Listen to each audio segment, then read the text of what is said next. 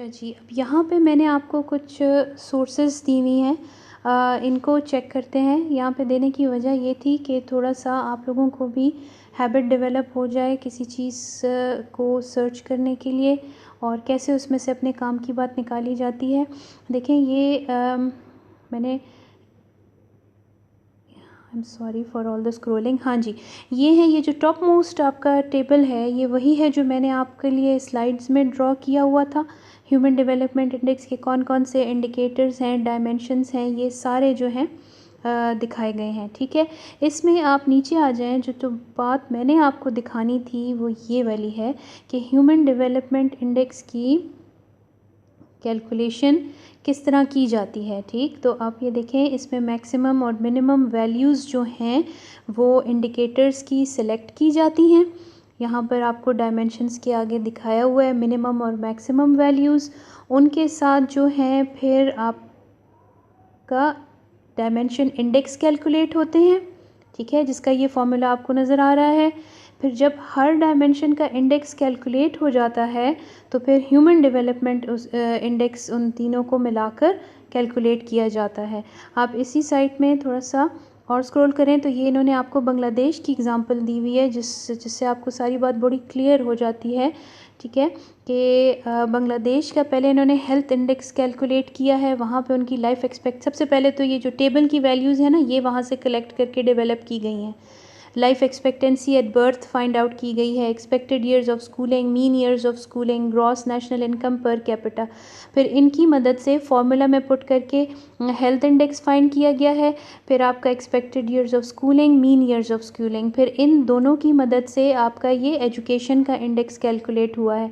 फिर income index calculate हुआ है और फिर इन तीनों को ऐड अप करके आपका human development index find out किया गया है।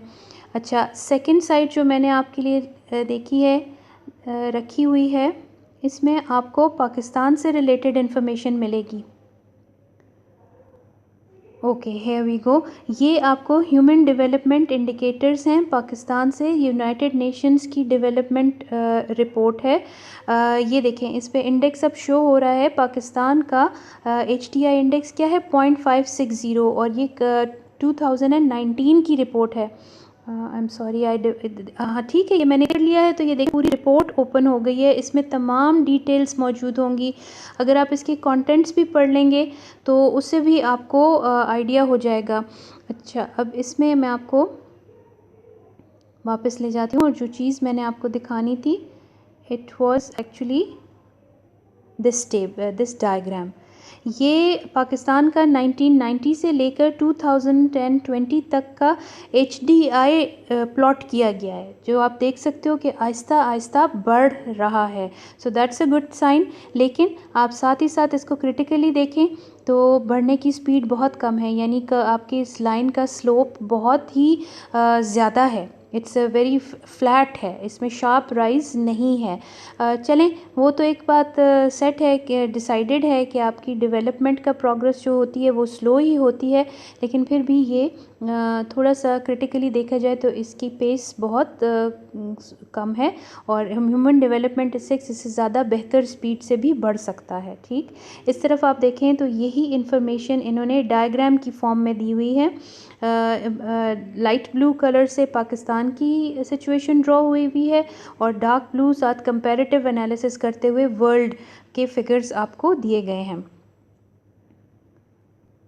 ये तीसरी सोर्स को मैं ओपन करूं तो this is the most interesting one. ये देखें, ह्यूमन डेवलपमेंट रिपोर्ट 2019, ये भी यूनाइटेड नेशंस की रिपोर्ट है और इस रिपोर्ट को आप इस नाम के साथ सर्च करें तो हर कंट्री के लिए अलग एक रिपोर्ट ओपन होती है। इसमें मैंने पाकिस्तान की रिपोर्ट ओपन की, ठीक है, बाकी सारी डिटेल्स तो इसमें हैं।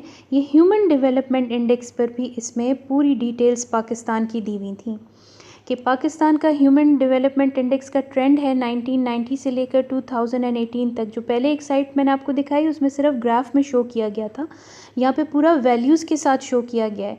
This table was interesting enough क्योंकि मैंने आपको बताया ना, लाइफ एक्सपेक्टेंसी एट बर्थ होती है, एक्सपेक्टेड ईयर्स ऑफ स्कूलिंग है, ये तमाम चीज़ें इसमें यहाँ पर मेंशन हुई हुई हैं और आपको एंड कॉलम जो है वो HDI का ट्रेंड बता रहा है। ये यहाँ नीचे यही चीज़ डायग्राम में की हुई है, लेकिन हर हर डायमेंशन का अलग अलग ग्राफ बताया गया है, ठीक है। तो इसके मुताबिक जो ब्लू लाइन है विच शोज़ लाइफ एक्सपेक्टेंसी, वो बेहतर हुई है, मतलब सबसे ज़्यादा उसका इम्प्रूवमेंट देखी गई है पिछले सालों में पाकिस्तान में। आप इसमें इसी में मज़ीद आगे जाएं तो ये टेबल आपको शो करता है, कंपेयर कर रहा है पाकिस्तान का HDI value compared with Bangladesh, India और जनरली साउथ एशिया, ठीक। और ये मीडियम HDI वैल्यू आ रही है। पाकिस्तान की अपनी वैल्यू जो HDI है ये मीडियम लेवल में फ़ॉल करती है। अच्छा, अब ये मीडियम लेवल क्या है? असल में HDI की 3 लेवल्स होते हैं, हाई लेवल, मीडियम लेवल और लो लेवल। तो इसकी ख़ास वैल्यूज़ हैं। तो उसमें पाकिस्तान की वैल्यू जो है वो तकरीबन मेरे ख़्याल से जो मीडियम लेवल है वो 0.55 से शुरू होता है and it goes to up to 0.58 if I am not wrong, ठीक है। और आपका जो लोएस्ट लेवल है वो 0.55 से भी कम होता है। तो इन 3 लेवल्स में पाकिस्तान मीडियम लेवल में उसका HDI वैल्यू आती है। आप ज़्यादा इसमें आगे नीचे जाएँ तो यही आपको परसेंटेजेस में इंफॉर्मेशन शो हुई है और आगे तो जेंडर इनइक्वालिटी इंडेक्स और डिफरेंट इंडेक्स की इंफॉर्मेशन है। So I just wanted to give you an idea how you can search for these figures specifically for Pakistan. थोड़ा सा टाइम लगता है लेकिन आपको फिगर्स मिल जाते हैं। Now coming towards the limitations of HDI, this is the same. I've discussed it already, but I'll quickly read it out. Despite it's a revolutionary idea, but the statistical measure is greatly simplified, and the current version calculations considers only few factors that affect the development of a country. यानी इसमें बहुत सारे aspects को overlook किया गया है। अगर इसमें employment, opportunities, empowerment, movements, feeling of security, ये तमाम चीज़ें ऐड कर दी जाएँ, यानी एक और 2-3 डायमेंशन इसमें और ऐड करके उनके इंडिसेस भी निकाले जाएँ और फिर तमाम को ऐड अप करके HDI कैलकुलेट किया जाए तो वो ज़्यादा एक्यूरेट एनालिसिस पेश करेगा। And this was it.